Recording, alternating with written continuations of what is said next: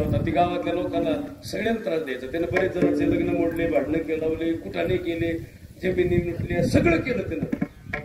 मग एक दिवस तो म्हणला गावातल्या लोकांना, मी मरतोय आता आज, माझं काही खरं नाही, फक्त मला इथं जाळू नका. कुठं जाळा?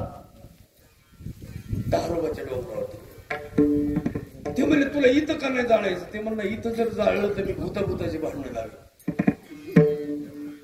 मग लोकांनी त्याला उचललं, इथून कुठून नेलं? दारोबाकडं. पण त्यानं सांगितलं होतं एकाला, मी लई त्रास दिलेला आहे सगळ्याला, मला मेल्यावर 5-5 फुट आणा. इथून सगळं गाव गेलं त्याला वाटलं ट्रॅक्टर बिक्टर सगळं. आणि तिथं गेल्यावर त्याला रचलं होतं आणि ते असं ठुलेलं सगळं. आणि प्रत्येक जण 5 फुट मारायचं. अंबाजोगाईची गाडी पोलीस स्टेशनची सोनेवाल्याला घेतली. आणि महागारी गाडी आली. फौजदार म्हणलं पोलिसाला, काय चाललंय बघून ये रे. पोलीस पेलेलं होतं. ते जसं गेलं त्यानं म्हणलं एक तर मारलाय, मेल्यावर 5-5 फुट हानी. तिथून 6 गाड्या बोलावल्या आणि सगळे गाव घेऊन गेले. मेलं पण गाव मध्ये घालून गेलं. अशा लोकांचे वाढदिवस होतील का?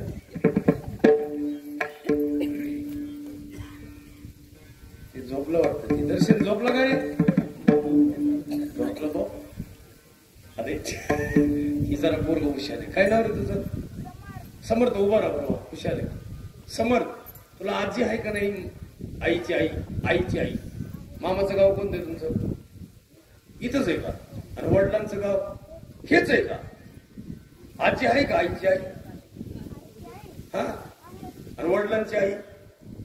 हा. मग खास काम नाही. मग आई तिकडली आजी आल्यावर डोक्यावर पाणी होती ती का इथली आजी आल्यावर? दोन्ही. समर्थ हुशार दिसते. दिसायला देख नाही क्षेत्र येते. हे समर्थ खरं सांगा मला, तिकडल्या आजीची जास्त मजा आहे का इथल्या आजीची मम्मी कशी आल्यावर? म्हणजे मम्मी कोणती आजी आल्यावर स्वयंपाक चांगला करते, तिकडली का इथली? तिकडली. समर्थ हुशार आहे. समर्थ नमस्कार. त्याची मम्मी इथं दिसतीये. कुणी आणला होता काय नको मिळाला. आता आहे का बरं का? एकाची आई वारली, सासू आली ती मातीला. मग सासूला जावा का नाही? सासू जाईच ना. 3 महिना राहिली, 2 महिने राहिली, 2.5 महिने राहिली, वर्ष श्राद्ध झालं तरी म्हातारी जाईल. एक दिवस तो म्हणला बायकोला, तुझ्या आईला काय जायचं नाही का तिकडे? ते राहू द्या, तुमची आई आणि माझी आई, वडील वारले तुमचे, राहू द्या. महाराज दोन्ही म्हाताऱ्या राहताना कसं वाटत असं? एके दिवशी ह्यानं आईला विचारलं, आई तुझं काही दुखत का? ती म्हणली नाही. ती म्हणला तू अशी वाढती का? म्हण. ती म्हणली तुझी सासू आल्यामुळं. ह्यानं बायकोला म्हणला, माझी म्हातारी लई त्रास देती, मला राग आलाय. आज संध्याकाळी गणेश भाऊचा वाढदिवस झाला की म्हातारीच्या डोक्यात दगड टाकणार. ती बाई म्हणली खरंच का? काय? म्हणला हा, फक्त वाढदिवस होते खडके महाराज कीर्तन झालं की मी दगड टाकणार. ती तो पोरगा लय हुशार होता. त्यांनी येतानाच म्हातारीला म्हणला, जागा बदलून झोपतो आज. तो तिच्या आईच्या जागेवर झोपून तू तिच्या जागेवर झोप, असं जागा बदलली झोपलं. ती म्हातारी हुशार होती. राष्ट्रवादीचे पैसे घ्यायची, पंचायतचा प्रचार करायची, आणि दोघांचे पैसे घ्यायची. मतदाना दिवशी गावाला निघून जायची पुढं पुरवाडीला. म्हातारी अशी क्वालिटीच होती. महाराज ही कीर्तनाला आलं, जाताना लयच आनंद झाला तिला. आणि ते काय म्हणलं माहिती का? दगड घे म्हणला. ती म्हणली खरंच मारत्या काय? ती म्हणला मी दगड नाही टाकायचा, तो टाकायचा. आता सासूच्या डोक्यात दगड टाकायचा. नवऱ्याने सांगितलं म्हणून तिने काय साधा घेतला असेल का? तिने 35 किलोचा दगड विचारला. जरा बाजाच्या जवळ गेली. नवरा म्हणला मामी पाहून टाक. ती म्हणजे मला माहिती माझी आई वर्षभर झालं कुठं झोपली. तिनं असा दगड टाकला, म्हातारी कणली सुद्धा नाही. म्हातारी पोत्यात भरली आणि गेले वाहनाला टाकाय. वाहनाला म्हातारी सोडली ना आले मागे. जरा मंदिराच्या पुढे आल्यावर बाईला लईच आनंद झाला. ती म्हणजे सासूबाई पाण्यात डुबू गेल्या. आम्हाला कळन तुला घरी गेल्या. जरा पुढे आल्यावर तर लई बाई बोलायची म्हणजे सासूबाईचं पाण्यावर मड. हे म्हणला पहिल्यांदा घरी गेल्यावर कोण रड म्हणून. घरी आला तर ह्याचीच म्हातारी दारात बसली होती. म्हणजे कुठे गेलता रे बाबा. दुसऱ्याला खड्डा खाल्ला की आपल्याला त्याच्यात पडावा. कधी काळी दुसऱ्याला खड्डा खायचा नाही. सासा सगळ्याचं पण जा जरा सांभाळत जा महाराज. मी नाही आता माझ्या तुम्ही आई येत ना ते संबंधातले महाराज. मी खरंच सांगतो मला. मला तुम्ही मोबाईलवर फोटो जर बघितले ना आता जर बघितले माझे फोटो तुम्ही म्हणणारच नाही खडके महाराज वाचला असं. आता सांगूनही तुम्हाला सगळ्यांना सोयऱ्याला माहित नसेल. महाराजांना यांना माहिती ना. कल्याण महाराजांना माझा ऍक्सिडेंट माहिती. तुम्हाला ऍक्सिडेंट माहिती मला. तुम्ही मला भेटायला नव्हते आले ना. आणते मला देन बिस्किटचा पुडा. माणसं बिस्किटचा पुडा माणसाला कावा देतो. ते खायचं बंद झालं काही सफरचंद घेऊन जातो. ती म्हातारी लई खास त्याची शेजारी बसती म्हाताऱ्याच्या. सफरचंद कापी तीच खाती. आपण म्हणलं बाबाला द्या. ती म्हणती त्यांच्या मनाला समाधान वाटावं म्हणून मी खाते. काय समाधान वाटून त्याला ही खावी. पाया पडून सांगत इथून पुढं सगळ्याला. माणसाचा ऍक्सिडेंट कधी माणसाचा होऊ नये महाराज. आणि शेवट सांगतो त्यांना देईल. मग अशी आम्ही धावपळ तरी घालू बरं का. मी केजला होतो. मला त्यांचा एकदा फोन आला. एकदा मांजरसुंब्याच्या मागं आला. मला वाटलं सापडत नाही सापडत. मधून जरा रस्ता भरायला लवकर आलो. सगळ्यांना सांगतो एवढी धावपळ आहे. इंदुरीकरचा त्या दिवशी ऍक्सिडेंट झाला बरं करतो. एवढा ऍक्सिडेंट झाल्यावर सुद्धा लोकांनी कीर्तनात नेलो.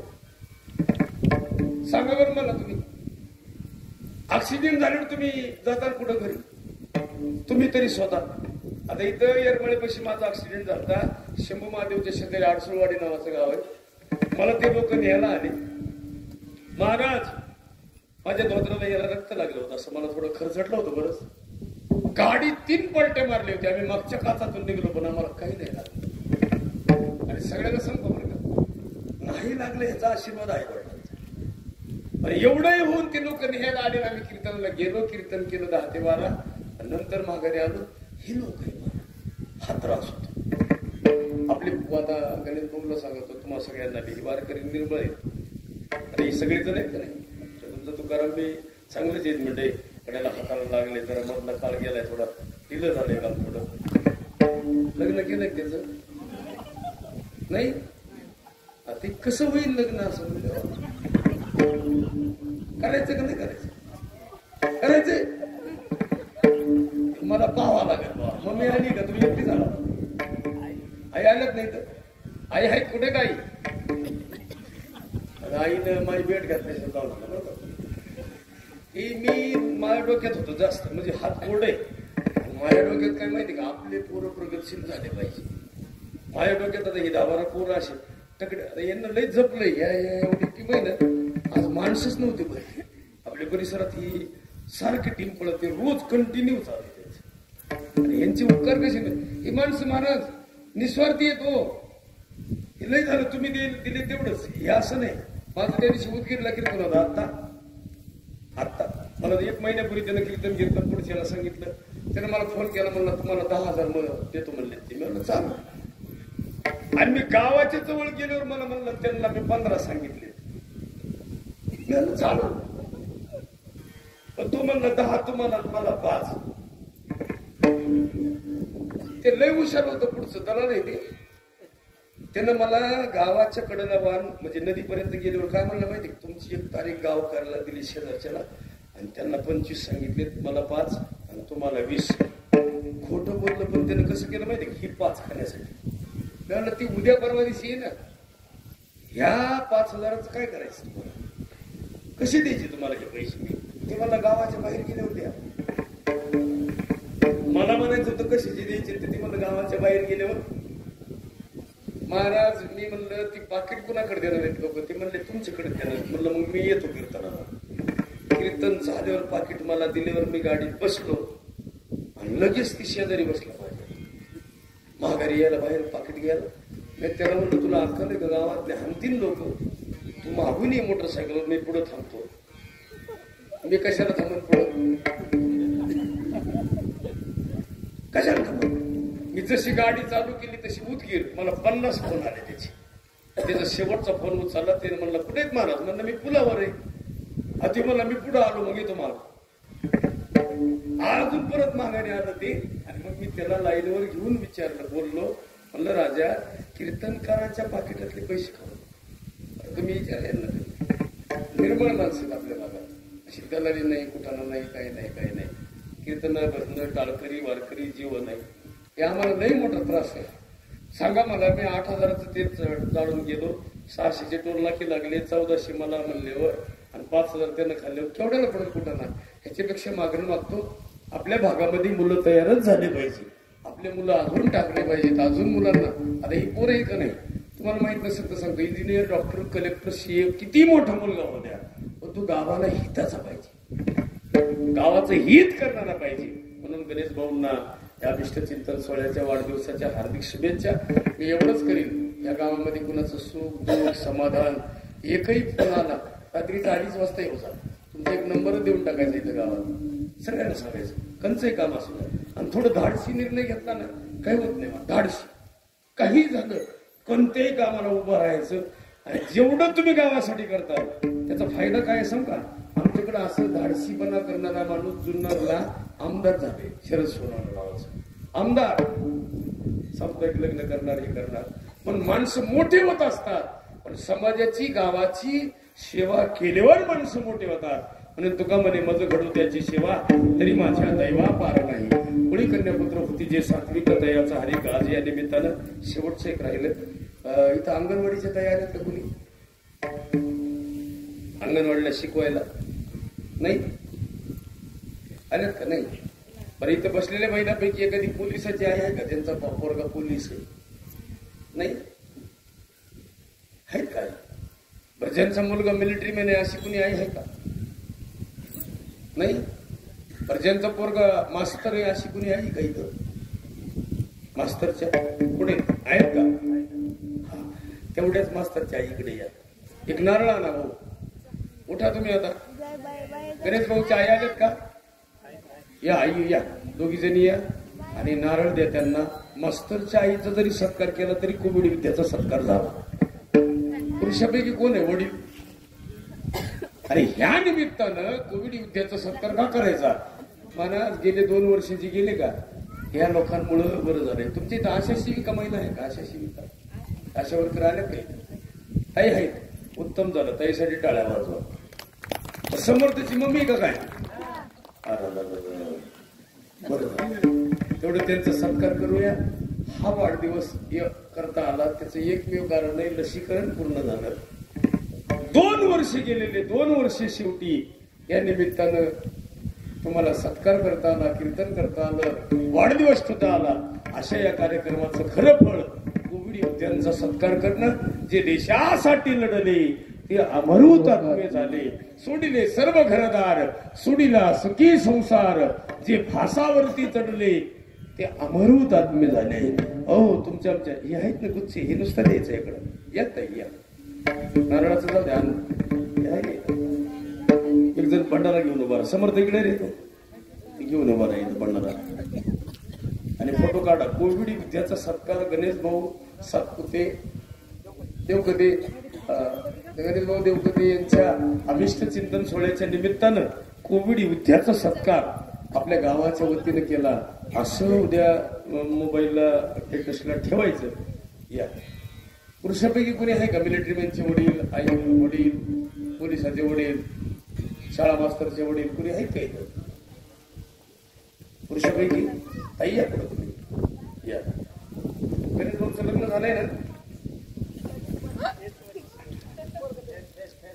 तुमच्याच घरी काय समर्थ त्यांचंच आहे का. बरं झालं घरात. आता दुसरी ताई आहे, ताईचा सत्कार करायला. आमची ताई आहे ना, या दोघी बी आहे. हे बघा, आमची पण ताई दिलेली आहे. ताई जरी ती दुसऱ्या म्हणजे आमच्या मकर कुटुंबातली असली तरी मला ताईनं त्या काळात आलं की त्यांचे सासरे असतील, त्यांचे त्या दिवशी मालक होते, त्यांची ननंदबाई आमच्या गावात दिलेले आहेत. आणि मस्त म्हणजे माझ्या जीवनामध्ये मला वाटायचं माझ्या गावचं कोणतरी आहे, म्हणून या निमित्तानं त्यांचं करावं तेवढं कौतुक आहे.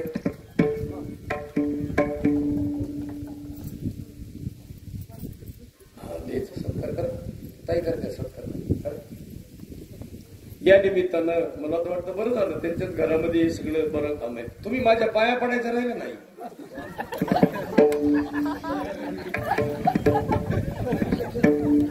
आगच लावली गेले त्या म्हणत्या काय पडून बघता आधी सांगावं का नाही.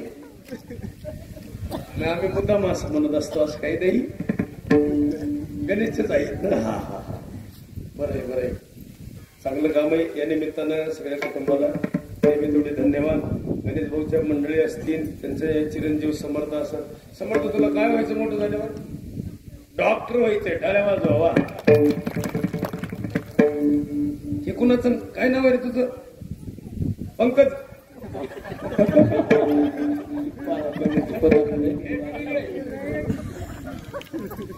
तुला काय व्हायचं मोठं झाल्यावर?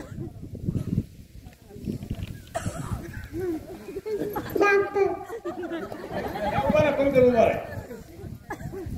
तुझं लग्न करायचं का नाही मोठेपणी? अरे पंकज इकडे.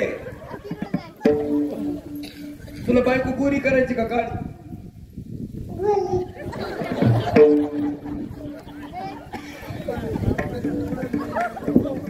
पाहिली तरा चड्डीने असताय गोरी म्हणते.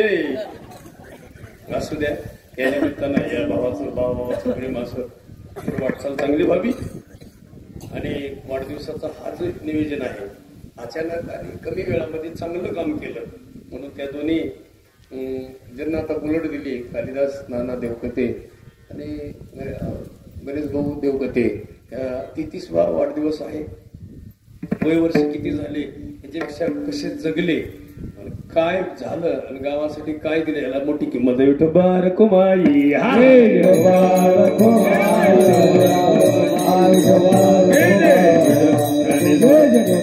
ज्ञानेश्वर माऊली, ज्ञानराज माऊली, तुकाराम विठ्ठल बोलिले लेकर वेडे वाकोडे उत्तर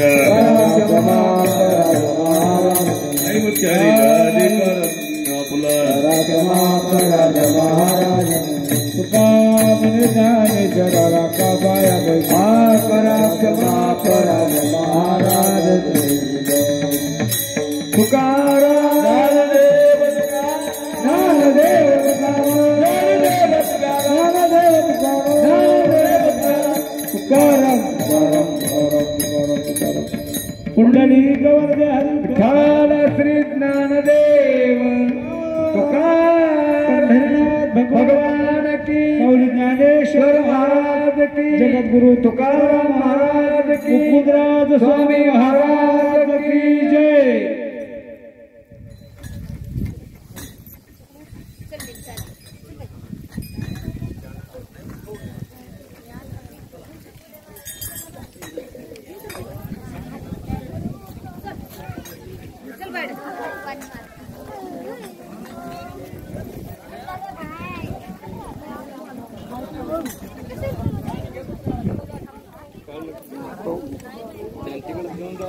घ्या तिकडच मोबाईल.